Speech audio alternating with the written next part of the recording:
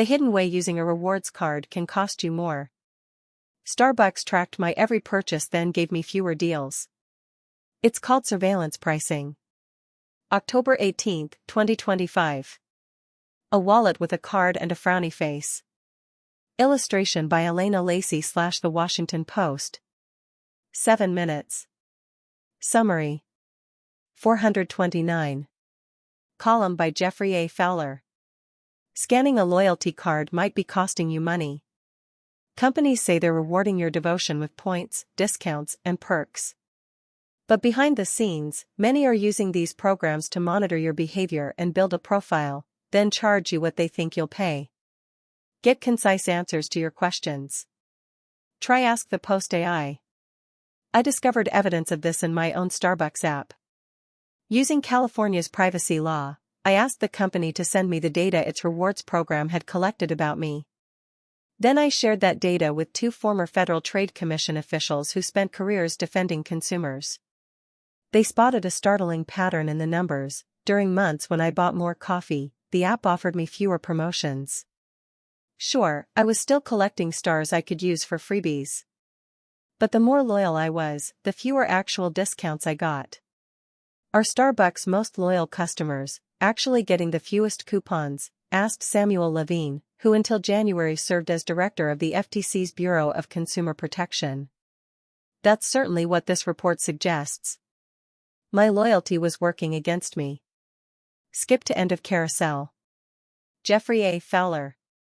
Senior Psalm for The Washington Post.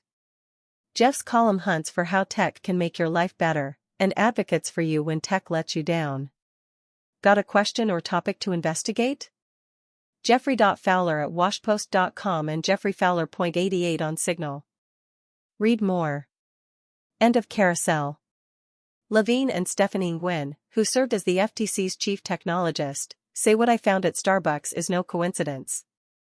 Many loyalty programs, from airlines to grocery, build dossiers on customers, tracking cursor movements, location, browsing history, even buying data from others, to make judgments about your income, personality, habits, and willingness to pay. This is a lot more than tracking whether you like Egg McMuffins in the morning, says Levine. Levine and Nguyen say loyalty programs are turning into engines for surveillance pricing, when companies use AI and personal data to set individualized prices, aka personalized markups. In a report published today with the Vanderbilt Policy Accelerator, they argue loyalty programs have inverted the concept of loyalty. Instead of rewarding frequent customers, companies may actually be charging their loyal customers more. What have you experienced with your loyalty cards? Send me an email. Loyalty programs sound like a win-win deal, says Levine, but they're really just wins for companies. What Starbucks knows. Starbucks told me it does not adjust pricing based on individual purchases or behaviors. However, Starbucks acknowledged that it uses inference or judgments based on preferences and purchase history to dole out discount offers.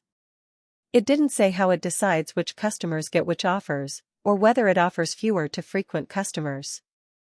Starbucks says its rewards club members save money because they earn stars that can be redeemed for freebies. And there may be super users who maximize the system. But for frequent customers like me who receive fewer discounts, it effectively means paying more. Here's how. If Starbucks offers you a 50% off promotion but doesn't offer me one, we're both buying a $5 latte, but you pay $2.50 and I pay $5. Same coffee, different price, based on what Starbucks thinks I'll tolerate. Personalized discounts can be a form of surveillance pricing because it means different prices for different customers based on their personal data, Nguyen says. The 8-page privacy report Starbucks sent me revealed just how much data the company collects to make these decisions.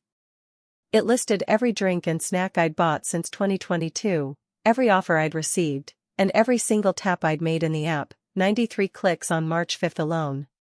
It also showed that Starbucks could share my information with 64 other companies, including data brokers and marketing tech firms that specialize in using personal data to tailor offers and prices. The top of Fowler's customer information report from Starbucks.